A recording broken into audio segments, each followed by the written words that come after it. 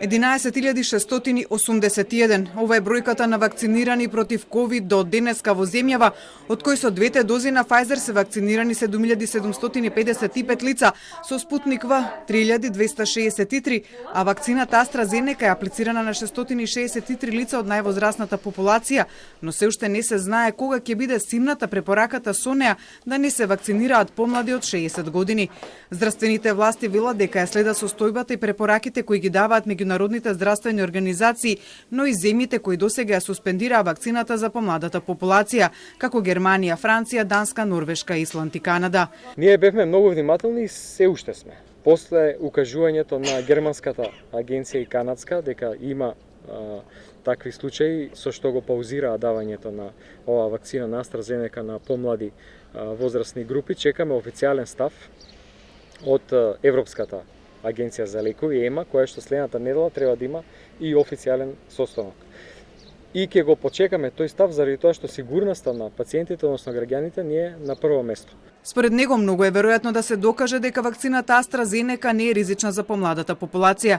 Неговиот став го делат и од Националната техничка група за COVID-19, според која вакцината AstraZeneca е можеби најбезбедната вакцина, но оти не може да се игнорираат одлуките на другите земји.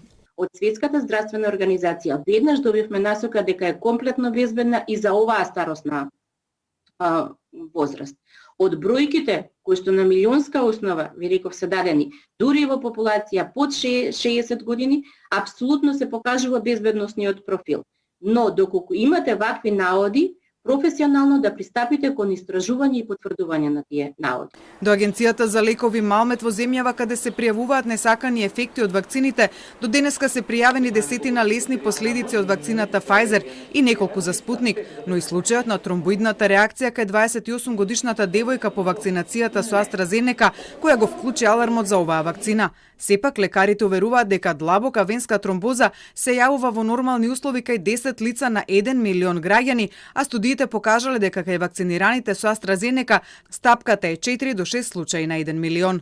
Многу е веројатно дека ќе се докаже тоа дека апсолутно ризикот да се заболи од тешка форма на COVID е многу поголем отколку компликациите кои што се јавуваат од вакцината, што значи дека вакцината ќе се препорача и за помладите категории на граѓани, но додека не го добиеме тој официјален став на ЕМА, ние нема да брзаме. Во меѓувреме се најавува стартот на вакцинацијата за полицијата, армијата, пожарникарите, новинарите, судските службеници, вработените во градинките, но со вакцините на Спутник В, со која ќе продолжи вакцинацијата на медицинските лица во болниците низ земјава, зашто веќе се подготвуваат нови списоци за нивна вакцинација. За опфатот на вакцинацијата кај повозрасната популација да биде поголем, информациите се дека од вчера во гериатрискиот дом Мајка Тереза во Скопје стартувала и теренската вакцинација на овие лица.